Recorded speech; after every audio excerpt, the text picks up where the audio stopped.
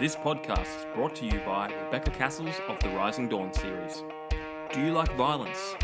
Do you like smut? Are you tired of the stereotypical novels of werewolf romance out there and want something a little bit different? Then pick up Sparked Revolution, Book 1 in the Rising Dawn series by Rebecca Cassells. Available on Amazon, in Kindle, and paperback. You too can become a sponsor by heading on over to patreon.com/stories, the true and the fictional. Hello guys and welcome to another episode of Stories, the True and the Fictional, the podcast that is supporting indie authors and other authors and all types of creative people. I'm your host Jay O'Brien. With me always is Ryan Haig. How are we going today, my friend? Good, mate. Living the dream. Not much more I could say to that. Just looking forward to getting stuck into another interview. Sweet. Fantastic, guys. Check out our sponsors, Rebecca Cassells, Martin Kearns. Check out my stuff too if you want to support indie authors. So let's get right into it. Our guest today is Ryan Null. How are we going, Ryan? I'm doing all right. How you guys doing? Well, Ryan's living the dream. I'm living the dream. And you're just doing all right. There you go. Well, let's crack right in. I'm trying to live the dream, so. Okay. Well, let's see if we can make that happen by having more people read your books. But first, before we get too crazy, who is Ryan Null? Hello, guys. I'm a author, a father, a husband.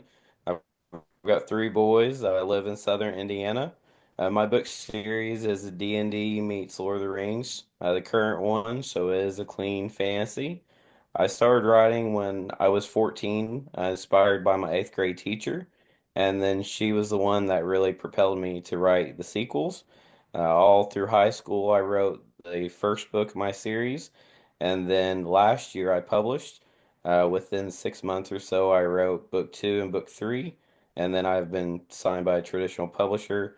I do have special editions and that kind of thing coming out. So major releases and international tours next year and some big events. So very humble for the support and local business and people that have been really rallying around this book series. That's amazing. I can't wait to dive into all of that. You had us at D&D and you had us at Lord of the Rings. We will get to that. But right now there's a tradition. It is the icebreaker questions. We got to get to know you. Before we get to know your books. So I'm going to steal it this time, Ryan Haig. I've got to get used to the 2 Ryans we have here. Just call it Ryan A and Ryan B. Ryan B. Right, Ryan A. Okay, I'm happy to be Ryan B. Okay, sweet. We do encourage selfish answers. Okay, so like I say, with this first question, please no Miss Universe answers. You're not here to win the hearts and minds of people. We want to know, what is the one thing you could get rid of in the whole world if you could? I would say anxiety and fear. I stress and worry way too much over things that I probably shouldn't, and my wife kind of haggles me pretty much every day for it. But I'm trying to be better about it. The books and doing this kind of thing and speaking to people and that has really helped that. But stage fright and being, I guess, front and center has always been a new thing. It's not been my thing. But yeah. No, it gets better with time. I'll tell you that, because I've always been heavily introverted, and like people don't realize it like that. When I started doing interviews and started doing podcasts, in the background I'm going, but like it's just like something I've grown. Yeah. You do it till it works, And again, I played in bands. We've mentioned this a few times on the podcast, and I was like the singer of the band. And even then, I felt like I just don't make eye contact with the audience. Don't make eye contact with the audience, But it's something that it does come easy with time. I guess that's why you and I work so well together, because I'm always extroverted. Like, I talk to anyone and everyone, no matter what. I still had anxiety for sure, but I guess like when I was in a band as well, not the same one as Jamie, but similar. That's how we met. We started playing gigs together. And I would be super nervous, but then as soon as I step on the stage, it would all go away.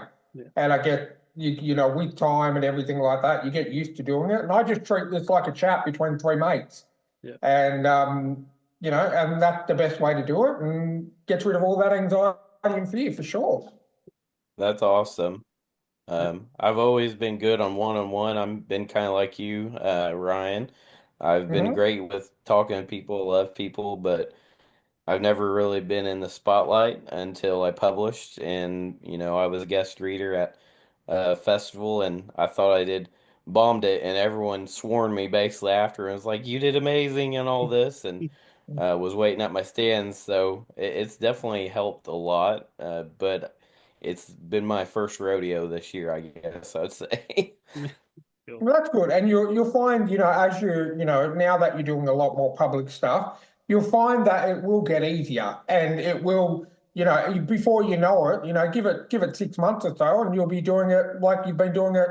It's like you've been doing it your whole life. So, it's good that you have a good support system there with your wife and obviously your family. So just keep at it. Don't let it scare you. We're probably two of the nicest guys you'll find. We're not very harsh on people, and if you can find enough people like us, you'll be fine. Yeah. Okay. Awesome. Okay, so question number 2 is, what is something that's on your bucket list? I want to see castles. I want to travel the world and see castles in Scotland and Ireland and Uh-huh. just the scenery and nature. Mhm. Where I live, there's nothing but cornfields, soybeans, and low, just plain old dirt. So I want to see more than just dirt. Yeah. Isn't that funny? Our last guest we had, because we did an interview before your one this morning, and she said the exact same thing. She wanted to go to Scotland and Ireland. So that's a really, really, really weird coincidence. Yeah. Or could it be that both were fantasy authors? Yeah. It's just like, it's a trope between fantasy authors. Moving on to the next one, the most judgmental question of them all. So, in your opinion, what is the greatest sitcom ever made? And if that's not your favorite, what is your favorite? So you got like kind of a 2-answer chance. I would say OC, and I don't know if you guys remember it, but that was during my time growing up, and I watched it very spiritually every Thursday it came on. So me and my wife did actually. She's about 10 months older than me, but no one seems to know what that is, the kids these days, because Yeah. it only aired 4 or 5 seasons, and that's it. So. Yeah. No, I don't think I ever watched. I know the OC. I saw all the ads, but I don't think I ever sat down and watched a full episode. Oh, it's amazing. It's definitely a teen drama. So, Mm-hmm. it's that time frame when I was a teenager and it's, got ups and downs and that. But Yeah. it's really it relatable. I mean, the characters are relatable, and a lot of the characters they've played major roles like in Step Up or Law movies or other Yeah. things. So I mean, they've really or Mr. and Mrs. Smith. I mean, they've kind of blown up after that. But um, I don't know. I always love the show. That's all right. I think one of the main stars went on to play Jim Gordon in Gotham, in the Gotham TV show. So yeah, definitely quite a popular show. I never watched it myself. I was more of a Dawson's Creek man myself. But yeah, I never actually got into the OC. So we can't say much on Okay, well, I watched Dawson. Yeah, I watched Dawson's Creek too. I actually have all seasons of that and OC, but I didn't get into Dawson's Creek till after it was like the fourth or fifth season. Oh, wow. And Okay. ironically, the guy in OC that you're talking about, Ryan, his name's Ryan too. Oh, there you go. Uh, 3 Ryans, and Yeah. one of them's a police chief of Gotham. So there you go. now we just need to call Ryan Gosling and get him involved. Right. Welcome to the Ryan podcast. Yeah, you'll have to sit back for that one, Jamie. Okay. Yeah, I'll reach out. Well, they say if you don't if you never try, you never know. All right, question number 4. What is your zombie apocalypse plan? I will run. I am petrified of horror shows and zombies and anything along that realm. So if I can't find my oldest son because he kind of geeks out on that kind of thing, I will grab my shotgun and I will run as fast as I can. Probably leave the wife and kids behind too. Oh, I hope your wife's not listening to this podcast, because then she'll have a few words to say. You might be sleeping on the couch for a few nights, but yeah, I think with a lot of people are just resigned to the fact that, yep, they're just going to run and try and last as long as you can. Yep. Right. Well, I mean, we're doomed anyways in that scenario. You've seen all the movies. Yeah. There's no Yeah. happy ending. Oh, definitely. No, 100%. I can totally agree with that for sure. I disagree. I read a zombie book and it has a happy ending. Oh, really? But I break down all the I go against all the tropes and the cliches and probably Yeah. annoy people with changing things. But that's a story for another time. Let's move on to the time travel question. So Bill and Ted, I don't know if you know Bill and Ted, young Keanu Reeves. They rock up outside your house in their phone booth time machine and say, "Whoa, Ryan, Rufus asked to give you a free ride in our phone booth time machine. Where do you go?" I'm gonna go back to the Renaissance and the Crusades. Um, so when I was growing up, I played Total War games by Sega. They were on PC, but I always loved the Crusades and the Renaissance and that kind of thing. It was pretty bloody and not kind of a good stain on history, but it's interesting and it's fascinating. Now you wouldn't get too close. You just watch from the outside. You wouldn't want to get pulled into it. I don't know. I don't know. I've always been an archer or a swordsman, so I like bows and I like swords. So Rock up. Do you need a bowman? Well, we flew through them, didn't we? Yeah, definitely. Um, well, let's get to the fun stuff. You passed the icebreaker, so let's move on to everything about you and dive into this D&D stuff and this Lord of the Rings stuff and this wonderful series that you've got. But first, this podcast is brought to you by Martin Kearns and the Valor of Valhalla series. In the battle between two ancient evils, can one naive young man become the last hope against powerful creatures of legend? Beneath the Veil is the gripping first book in the Valor of Valhalla dark urban fantasy series. If you like reluctant heroes, infernal myths, and bloody epic clashes, then you'll love Martin Kearns' formidable foray into the unknown. So head on over to readkearns.com and grab yourself a copy of Beneath the Veil today.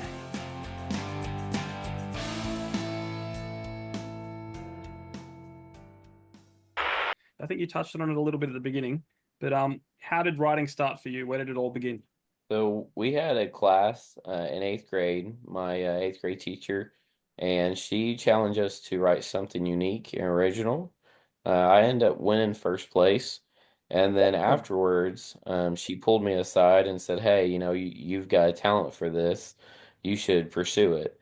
At the time, I thought she was kind of insane and crazy because my dad's been a tool and die maker for 25, 30 years. So he was like oblivious when I was like, "Hey, Dad, I want to be a writer and this kind of thing." And he just kind of looked at me sideways and just kept on going. But um, she she pulled me every day and she was like, "Hey, you should keep writing." So he was a single dad, and that was kind of my way to express myself and just kind of zone out, from everything. And so I started writing the prequels.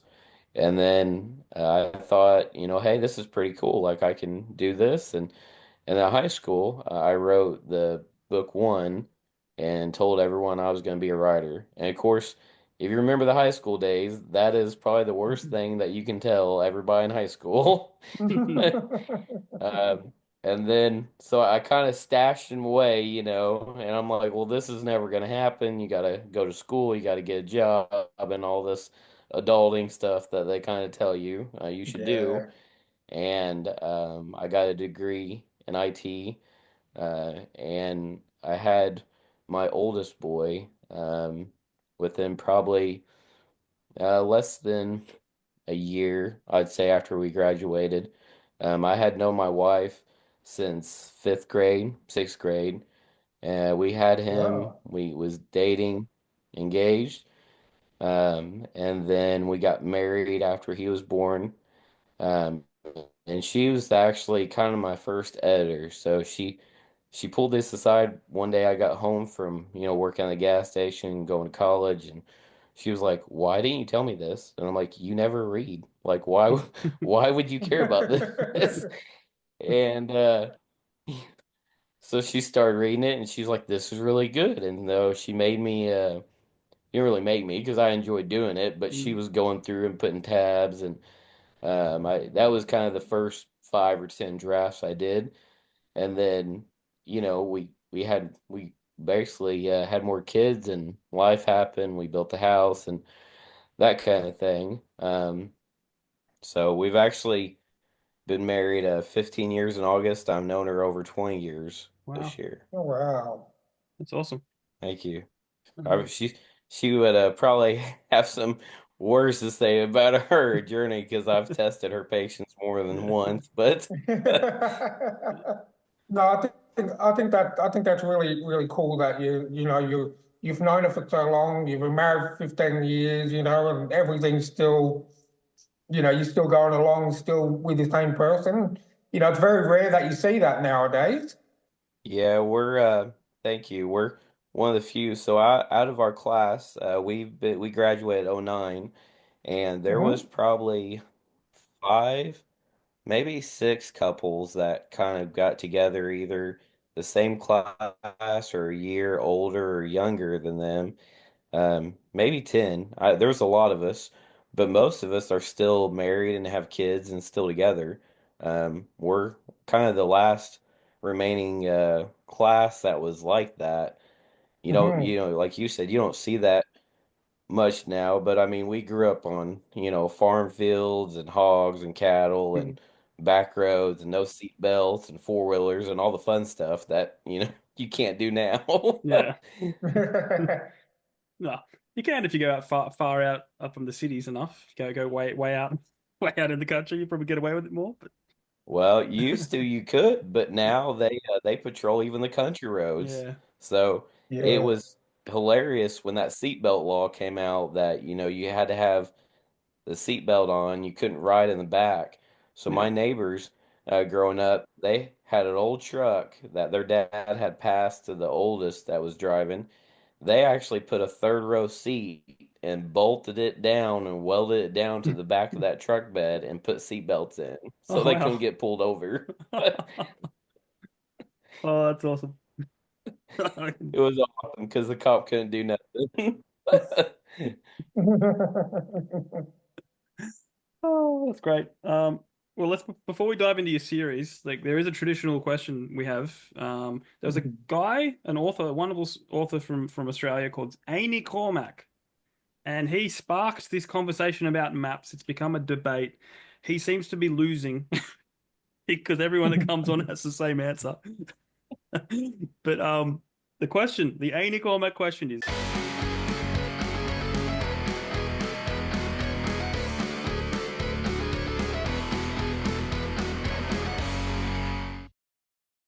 maps in books, yay or nay? I think yay. I love maps in a book.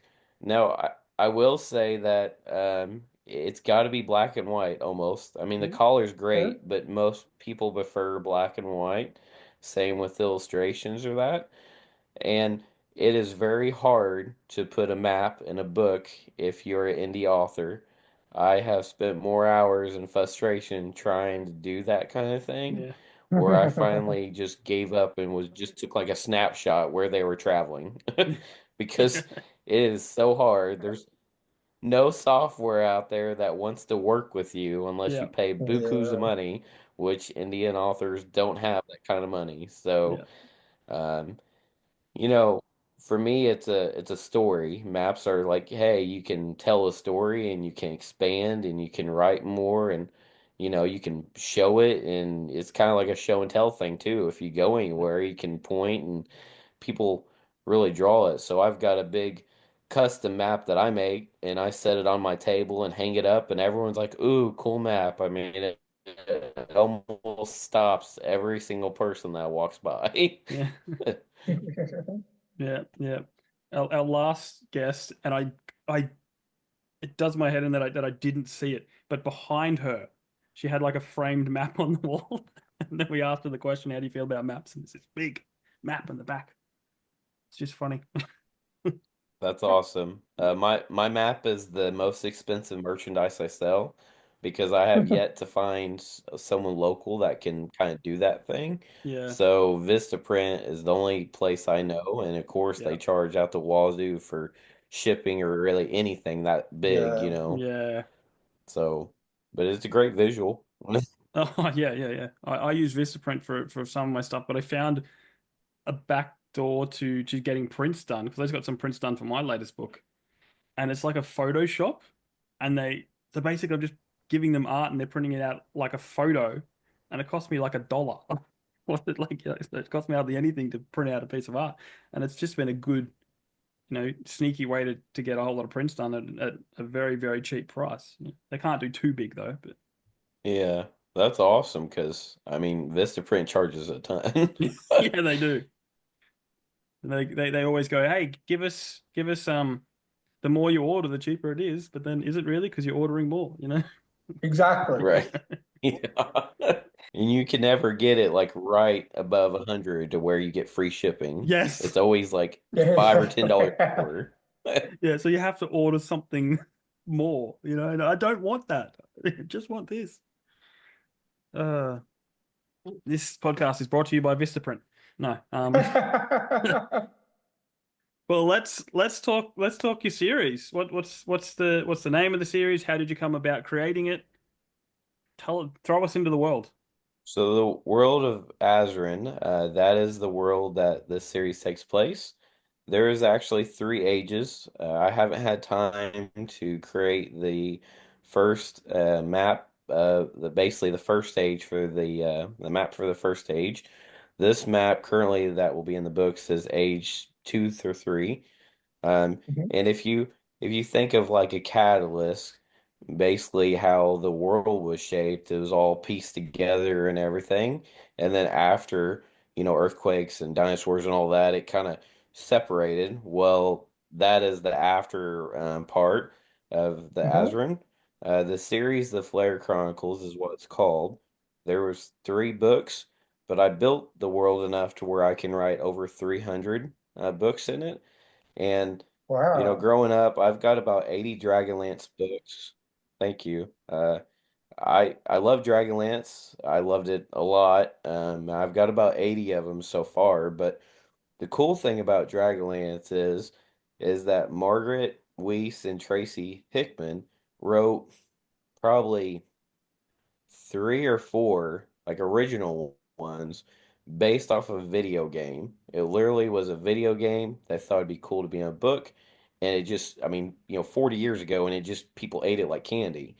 But they Mhm. created a map that is not really similar to mine, but it's as immersive as mine.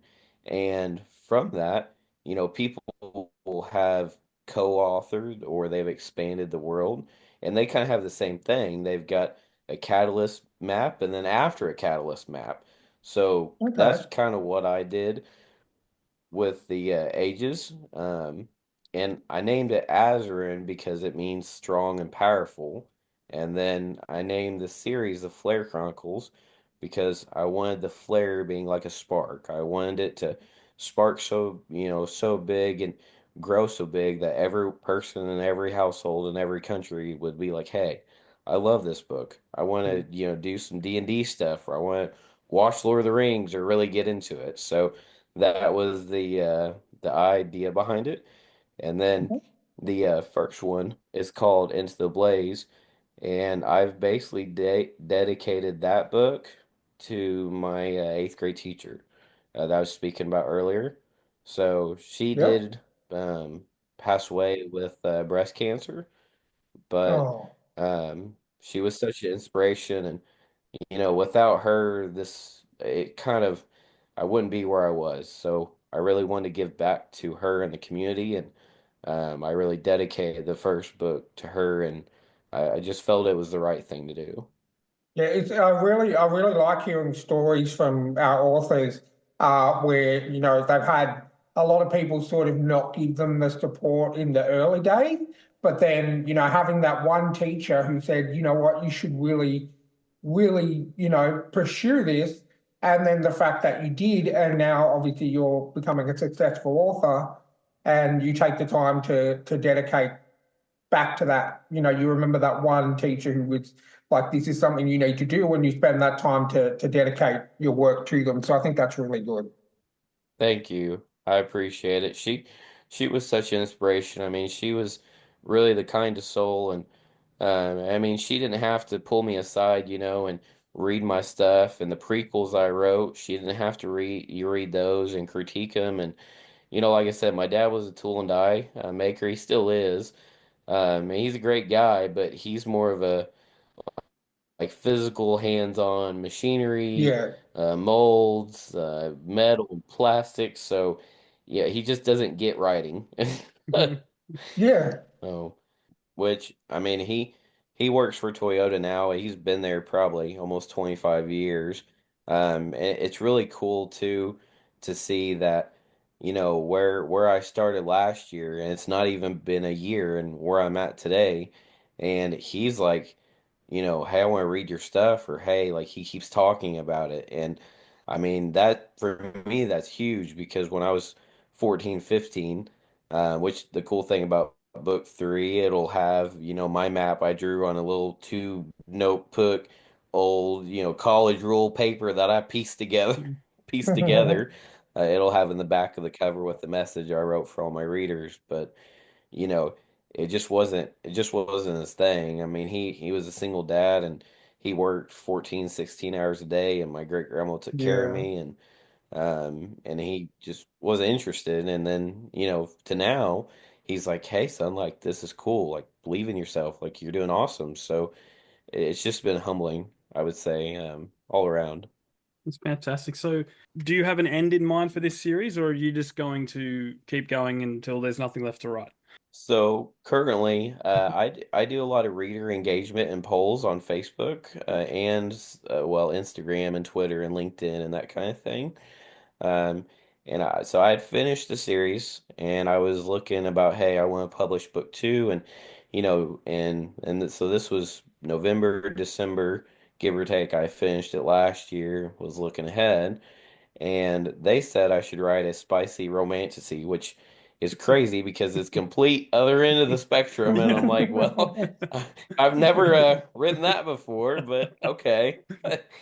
And and so that's what I'm almost done. I've only got about 10 chapters, but I've been working really hard on the past 4 or 5 months.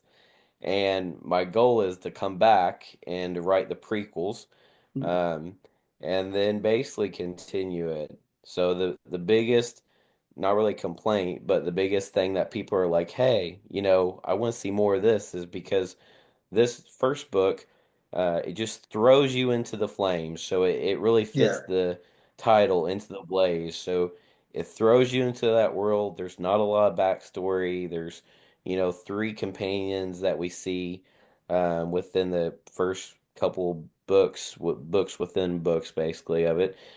Two we see right away. The woman mage we see later down the road, but it doesn't give you much backstory. So people are always coming up to me and they're like, hey, I want to know more about it, or I wish I knew more about this person and their past. And so I'm gonna write the prequels because people keep asking, Yeah. Yeah. and I mean, this first book just kind of basically threw you in there, which I told everyone, like, I know it's frustrating maybe a little bit for people that love background, but there's a Mhm. purpose, so I can write the prequels and I can really, make it expand on the two prequels I've already written, but really expand even more and give that dedication, more to that eighth grade teacher that helped me write those. So, and I don't, have you guys read Dragonlance books or anything, Forgotten Realms or anything like that? No, no. I No. did not do much reading. Like I've mentioned this a few times. I did not start reading. No, wait. In the first 27 years of my life, I'd only read two books, and that was that was it. Um, yeah, Jurassic Park and the second Jurassic Park. So I've really started picking up reading over the last few, or since doing this podcast, really. I am a slow reader, so um, it takes a while to get through some stuff, but I'm keen to, dive into more now. I just had someone reach out, just a random person reach out to the podcast and say, "Hey, do you want to read my book?" And I went, "You know what? I'll read your book." Um, so, but yeah, but no, I haven't. I think I've heard of them, but I haven't read them. Ryan, what about you? Have you read Dragonlance or Forgotten Realms or anything up that alleyway? I have not. I have heard of it. Back when I was younger, I used to read a lot of comic books and not a lot of books. And as Jamie said, like, I definitely would consider myself an avid reader, but I haven't, I've got so many books on my to read list, and I definitely have Dragonlance on my list to read. But it definitely and we haven't sort of mentioned this. You've mentioned, D&D meets Lord of the Rings is your story. But Jamie and I and two of our other friends have got a D&D group that has been going for, oh God, probably, 10 years. almost 6 years, 10 years now. So we are big into the D&D scene. So yeah, definitely sounds like it's right up my alley. I just haven't gotten around to it just yet. Okay. Well, you would definitely love it. So, and I hope to make mine unique, but kind of along those timelines because they have the original three, which is kind of like mine. They did um more or less a fall, winter, and summer season. They kind of theme the books based on the season, which my books are kind of themed like that, but they're slightly different and unique to my own. And then Yeah. they have the prequels, but in those books they have probably, mine's got three to five or six main kind of companions, three that start it all. Well, in Dragonlance they have four or five that started it all, and they basically did like a second generation. So they did the kids, and then they did the grandkids, and then they've kind of dived into the other parts in the map and the other realms or ages or so, if readers want kind of that thing after I write the prequels, and that's what I do. But I really try to listen to my readers and that aspects, and they've been screaming at me for prequels. So, And I think it's really good that you actually take the feedback of your readers and your fans on board. And I think that's something that a lot of authors should do. I mean, why, like, if your fans are going, we absolutely love this story, we want to know more, we want to have a prequel, we want to have a sequel. And then it's like a lot of the mainstream authors, they just don't listen to their fans. But I think it's really good that you actually take what they're saying on board to the point where you will go and write something that is not really up your alley, just to keep the fans happy. And I think that there's not very much of that around at the moment. So hats off to you for doing that. thank you. I appreciate it. I've never written anything um, in that kind of vulgarness in that series, but my new series I've been writing, but I've gave it the introduction back to a few people, and the feedback, people love it. People are really excited for it. It's just taking a lot longer to write. It's different too. So the new series, the chapters are longer and they're more precise. So there's a purpose. And in my current series, the Flare Chronicles, there is a purpose for every chapter, but the chapters are kind of 4 to 5 pages long, maybe five or six.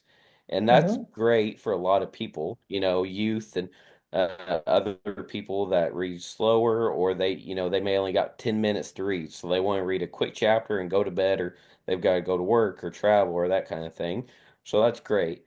Um, but the new series will be more aimed towards adults, mostly women, because they seem to read the spicy romances more than guys do. And that's been Yeah. the feedback that I've gotten so far. It's been all women.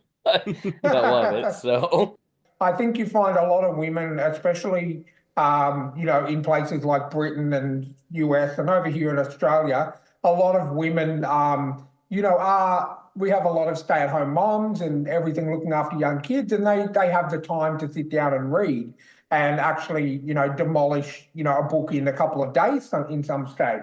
So I think that's why you're going to you have a lot of success with that book because a lot of the women are the ones who actually have the time to read it. yeah, and I mean, I've got readers now in basically every country. I mean, I've got in Bulgaria and Canada. I've got some in Australia there, New Zealand, UK, and I've got some in Hawaii and Mexico and really everywhere. It's kind of really branched out. So, um, people love D&D and people love Lord of the Rings, and so people have been loving that series. And then, I do follow what my readers want. And the cool thing about like my polls or my reader engagement is anybody that wins those, they get their name in the book as a dedication. Oh, awesome. So, Awesome. they're also getting that exposure, and it's also just me saying, hey, thanks for your, attendance, or thanks for participating and feedback and that kind of thing. So people tend to really love it. That's really good. I like that. It helps when you've got a giant dragon. I really love your cover. We'll dive into the cover right now because that's really good art. So Mhm. how'd that come about? So the current edition, my old publisher, they're the ones that did that. And I did learn a lot of hard lessons, and I was new to the world. So in high school and middle school, I read 300 to 400 books a year. And so I love reading. I've read yeah, we've got about seven bookcases like heaping full of books, and I need about two more because my whole family, we just love to read, and we love to read to our kids and that kind of thing. Um, but I've never, when I published, I was new. And so I my old publisher did a lot, and I've learned a lot.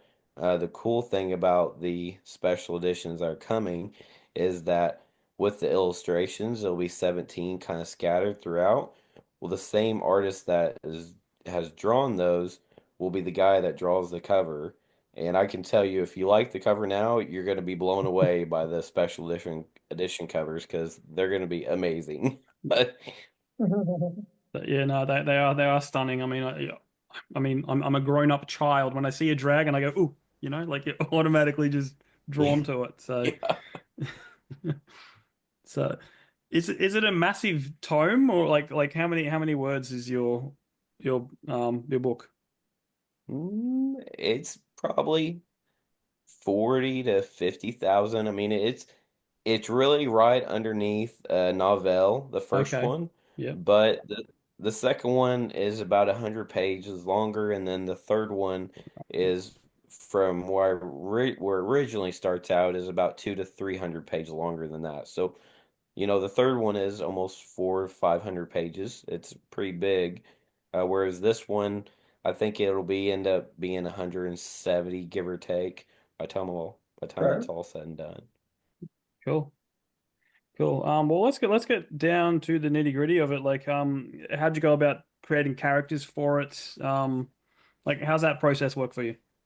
So generally, I will create an outline on a Word document of possible characters, taverns, countries, castles, dragons, beasts, anything like that that I feel I'm going to pull from or use. And then I've got like a master Excel sheet. So this series, I've got a huge master Excel sheet. It's got about 20 tabs. I created my own magic language in the book. And then by the time you get to book three, I created my own like common language. So like for currently, it's English is our common language Yeah. pretty well across all Mhm. countries. At least it's one of them. In my book, I created my own common language, and I named it. I can't tell you because it'd be spoiler, but I named it something else. And so I've got tabs for that. There's something else I can't tell you in the special editions that I did. I seen from another author. I'm like, hey, that's cool. Like people can relate to that, People love it. And then I have a bad habit of writing the first book and then making the map and going back and making the map or and then from that map I'll add to that Excel sheet the different continents and castles and grasslands and mountains or roads or my own dwarf race or elf um all those different things or my own beast and then I'll make this master Excel sheet basically that I can use for however many books I write in that particular series. No, I do like the Beast and the Flare Chronicles. You'll see some similar, like scorpions or dogs or birds or things like that. But then I tweaked them to make them my own. So I made them unique and original, and Mhm. basically thought of, how I would want it basically, and what I can do to make it different and that kind of thing. In this series, the main character is Daniel, and ironically enough, he was named after my younger brother. He's the baby of all his brothers and sisters, and his name's Daniel. So my mom had 7 kids. I'm the third oldest. We've got 3 different dads, and yeah, yeah. So I was the only one from my dad, and then there's 3 from one and 3 from another. Mm. But going to her house every weekend and half the summer and every other holiday and that kind of thing, I got to really be a pivotal person in my younger brother's life, Daniel. And so when I was writing that, he was, probably, I think he's 20. So he would have been about 5, maybe a little bit younger than my youngest son, and seeing him grow was just an amazing thing, and I tried to reenact that in the book series just from my experience of help raising him and seeing him grow to who he is now and the person and how he's changed. And you'll see that in my books, where the characters are and where they are, at the end, you'll see that growth and just all those different ways. Um, Trisha, which is another one of the main 3, the trio in my series. I dated a girl named Trisha, and she was a great girl, very spunky, but I was 14, 15, but she had seen kind of some hardships in her life, and she was really afraid to show the world who she was, and she had a great heart, but the world was kind of mean to her, and so I mirrored that character off her. And I hopefully one day I can meet her. I haven't seen her in almost 20 years, so hopefully Uh-huh. one day I can meet her again. It's been so long. Yeah. Um, and then Brocktree, which is the third kind of main trio through the whole series, he's a swordsman. He's a legendary swordsman. And between bows and swords, I just like bows and swords. So everyone loves a good hero and honor person. So he Yeah. was kind of just that third wheel in the chess piece, so to speak. That's awesome. So something we rarely ever touch on in this podcast, ironically, but like, who are some of your inspirations, your favorite authors? Like, where do you think you get your writing style from? My writing style is definitely again Dragonlance. I read so many books of those, and a matter of fact, one year I was like, I just want Dragonlance books for my birthday, and Dad's like, you just want books, and then he was like, one series. I'm like, yeah. So I got like 20 books at Barnes and Noble. I was so happy, but Awesome. uh, Nice. it was pretty cool. I had a stack like that. You know what I mean? It was just Yeah. huge. But they're old school writing, so and it's really not common these days. Most books are kind of like your traditional format, traditional characters. They don't touch on some of my stuff that touches on like darkness in the world or hope and inspiration, troubles or hey, we're all human. I mean, we got to make some hard decisions that kind of suck, and it's not easy. And most books you won't see that. So my books are really that old English kind of style writing. And I don't know if you guys know who Brian Jacques is. He's passed away, but he wrote Redwall series. So if you Oh, ever okay. heard or read Redwall, and I love those books. I've got about 10 of them too, and there's about 20 in the series as well. Excellent. One question that I like to ask authors, as I mentioned, I grew up mainly reading comic books with books thrown in here and there, but I'm just on Amazon now looking at, as Jamie mentioned, the cover of your book is absolutely, I absolutely love it. Just, with the dragon on the front, breathing fire, and it looks really, really good. So tell me, did you design that cover yourself, or did you work with a cover artist, or how did you go about doing that? So I worked with my old publisher. I basically told Mhm. them how I wanted, like what was my vision, more or less. And, I wanted something interesting. I wanted something that would bring people in. I love dragons, so I wanted it to have dragons. And basically gave them like an outline, more or less. And then they designed it. Now my new publisher, he has his own artist. He's from Turkey, but I can say his drawings are just amazing. I mean, he's such a good graphic designer and drawer and illustrator, and I've told that company, which his name's Arkham, he owns it. So I've told him kind of what I thought and gave him an outline. And the nice thing is, it'll be the same person that's doing the illustrations will be doing the front cover as well. Um, Oh, cool. and they're amazing. So lots of cool stuff coming. Yeah. Do you ever do any prints for your stuff as well? I know I've started doing prints for my books, but like just selling the artwork, are you allowed to do that?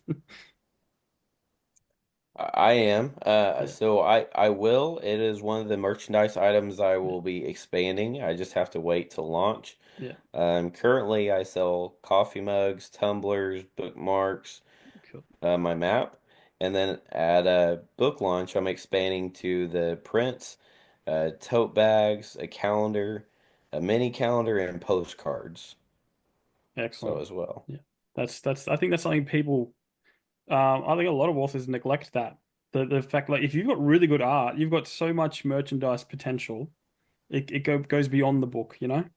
It does. The books is great to be an author. It's humbling. You meet a lot of nice Yeah. people like you guys and readers and you get to see the world like um not not this weekend or last, but a couple weekends ago I was at Iowa, state capital for that festival. Then the next weekend I went to Florida to Pensacola and I was a guest reader.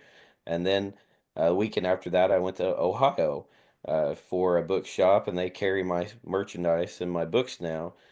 But and it goes beyond just the books. The books are cool, and that's a Yeah. really cool thing to have. But Mhm. readers want to hear. They want to hear you reading, and they want to buy your merchandise, and they Yeah. want to, see you give advice. I mean, I've helped fifth grader. I've talked to fifth graders and second graders and middle schoolers, and answered questions. Or, Mm. someone's like, "Hey, I'm dyslexia. Can I write a book?" I'm like, "Yeah, you can write a Yeah. book." Like, Yeah. every you can write a book, and they're like, "Well, everyone told me that I couldn't." Yeah. So the books are awesome, but being that role, that leader and role model and inspiration is, to me, way more than anything that I could ever write. Yeah. I Okay. think that's really good, when you get to answer questions for some of the younger generations and there's a lot, like I mentioned before, there's a lot of people who will tell kids, no, look, you can't do that. Or, even, nice parents, they don't want to set their kids' expectations too high because they don't want to see their kids fail. But all it takes is one or two people to say, yeah, you can do this. If you believe it, if you want it, if you put in the work, you can do this. And I think that's really great that you get to be one of those people for those young kids. Thank you. It's been very humbling, and like I said, my eighth grade teacher, she was just such a huge impact on my life. And in this way, Mhm. I also feel I'm honoring her and giving back that dedication that, Yeah. I can provide that hope to people when I was 14 or when, if they're 10 or 9 or 8, that age, because you're right. Like, a writer is not something that you go to college for. It's not the traditional path. So Yeah. most parents would be like, well, you got to make a living, you got to pay Yeah, bills and have a house and that. So why don't you do this? yeah, So it's been very humbling and inspirational in that aspect too. that's great. Well, I think now's the perfect time to dive into our Patreon. But first, let our non-Patreon members know where they can buy your books, where they can follow you, your social media, and all of that stuff. So the current website is theflarechronicles.com. I am in the process of rebranding it.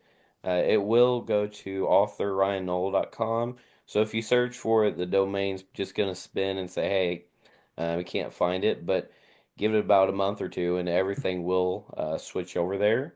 I do promote very heavily on Facebook, Instagram. I'm on LinkedIn. I'm not very good at TikTok or YouTube, but I do have a YouTube channel that I talk about characters and hope and inspiration. And I take pictures of my travels. And I've got street teams all across the world, and they create some awesome reels. The ladies are great at, giving advice and asking for advice and that kind of thing, and they kind of help me with questions or reader input as well. And I do have a TikTok. I'm just not again not very good at it. I haven't Yeah. cracked the code yet on that one. Yeah, I've been staying away from TikTok. I don't know, it doesn't appeal to me, you know. It's like I do Instagram. I've started doing Instagram lives for the authors and stuff like that, but TikTok, it almost feels I feel like I'm too old for TikTok, you know. Yeah, Yeah. I mean, I am everywhere on social media. I one of my street team ladies does run a pin interest group. It's pretty cool. She's pretty good at it just because I don't have a lot of time. Yeah. I'm also on Goodreads. I have a blog I write once a week, sometimes twice a week on different subjects or travel or characters and that kind of thing. So people have seemed to really love the character series and beast series. But I'm definitely on LinkedIn, Instagram, and Facebook every day, or my cell or email. I'm on email every day too, Mm. so I stay pretty connected. Yeah. Well, guys, check out all of Ryan Null's stuff. All the links will be down in the show notes. We are going to dive into the Patreon now for all the fun of the quickfire questions.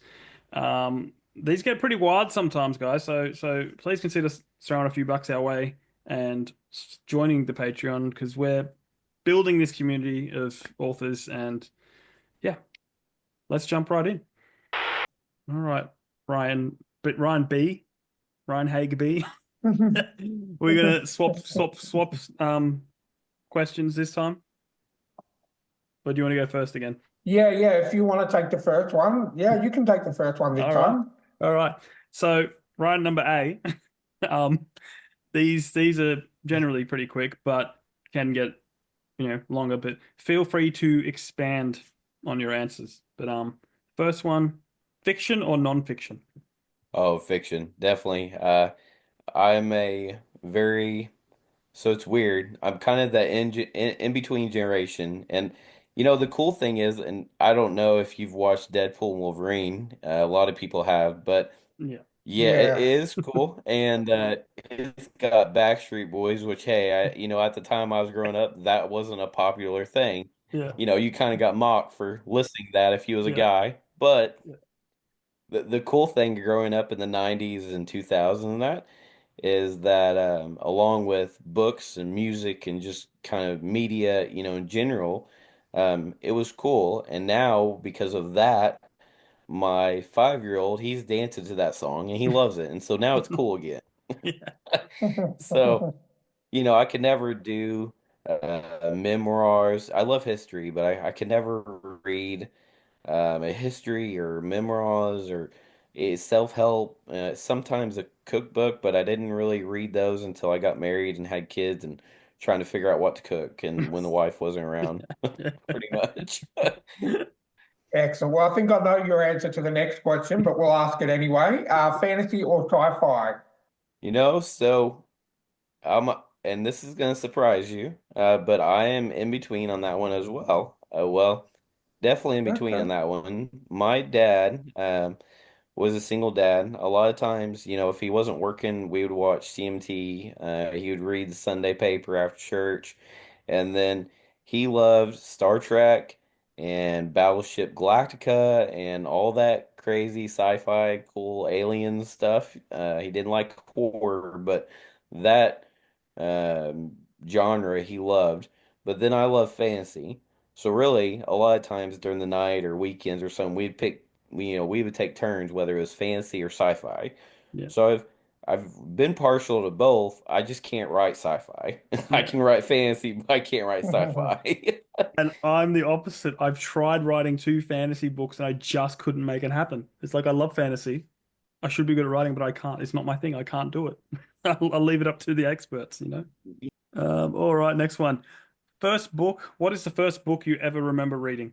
So I grew up Catholic, very prominent Catholic, like old school traditional Catholic. Hmm. And my dad had a children's Bible, but it was more like a fantasy greatest kids Bible. No. So the Cool. the illustrations were there and it had Yeah. big letters and it had, the stories of the Bible, but they were like for some fantasy like great theme more or less, like it was telling a movie. Yeah. So he Yeah. would read a chapter or a book is what they call it now, but in the book it was like a chapter, Yeah. chapter themed, and he would read that every night to me before bed.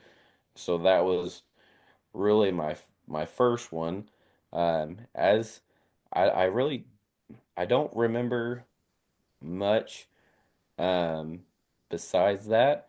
I actually started reading Redwall and some series like that before I discovered Dragonlance, or The Ranger's Apprentice. That's another good series. There's another one, I can't remember the name, but it was pretty good as well. Um, and I started reading those advanced books when, as I got older in Yeah. elementary, I was reading middle school books. But Dad loved his Bible book. Yeah. Awesome. Okay, well, no, going from the first book you read, what's the latest book you've read? The last book I read was Murtaugh, I believe it's called, but it's Eragon. It's the newest one, the Eragon series. Oh, yeah. I was so excited that it came out, and Yeah. I wanted to pre-order it. I didn't, and I told my wife about it. And she didn't. She loved the Eragon movie, but she's not a really big reader. Unless it's my books, she'll read those. But um, and we seen it in Sam's, and then she surprised me, and she's like, "Here, you got to read it." And I loved every bit of it. It's such a great book, and it expands on the world of Eragon that people really have come to love and grow. And there he did such a fantastic job. It's been, man, it's been probably 10 years or something since he wrote. I think Eldest was the last one in the series, maybe, Oh, or the one wow. after that. But anyways, yeah, it's been 10 years. So he did the same thing, which is ironically enough to your question, sci-fi or fantasy. So he wrote fantasy, which is Eragon, and he traveled the world wearing a medieval, like 14-year-old wearing a medieval suit, asking people to buy his book. Okay? That's how he sold his book. He met his first like traditional publisher he met. The guy bought it for his kid. He came to the book signing, was just so happened to be there kind of the same time. Coincidence. He bought it for his kid. His kid loved the book so much, he wouldn't stop reading it. He was so quiet, he was so dive deep into it that he was like, "Hey, I gotta know who this kid is. I gotta know this author." And that started his publishing journey. Well, so he wrote the whole series of Eragon, and then he went off and he wrote another series, but it was sci-fi, and then he came back to writing fantasy. So I couldn't write both, but I only do fantasy. Yeah. Yeah. That's it. Cool. All right. So, what is a book that is on your to be read list? I know everyone has a stack. And Yeah. yeah, I've got a lot. I do read a lot of my Dragonlance books. I go back and forth, which they have a new series All that right. has some of the original companions that several people at work have told me about it, that I need to pick it up. I just haven't been to Barnes and Noble in forever.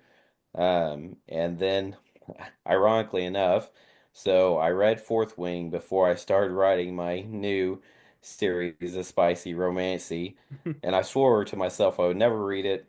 But one of my readers is like, "Hey, if you're gonna write this stuff, you need to read this book and, really get the understanding of it, what women and people want to see and read." So that's what I did. But I haven't finished the whole series, so now I need to finish the whole series and hopefully not go crazy like everyone did when Onyxy Storm came out. Awesome. Okay. First, before I ask this next question, do you remember a show when we were younger growing up called Gumby about a green sort of character that used to jump into books? So I do a little bit, but it was almost before my time, Yeah, I think, because Yeah. I've heard about it, but I didn't really watch it. I watched more like Dragon Ball Z and yeah, Yeah. Yu-Gi-Oh and Beyblade and yeah. Digimon and that kind of thing.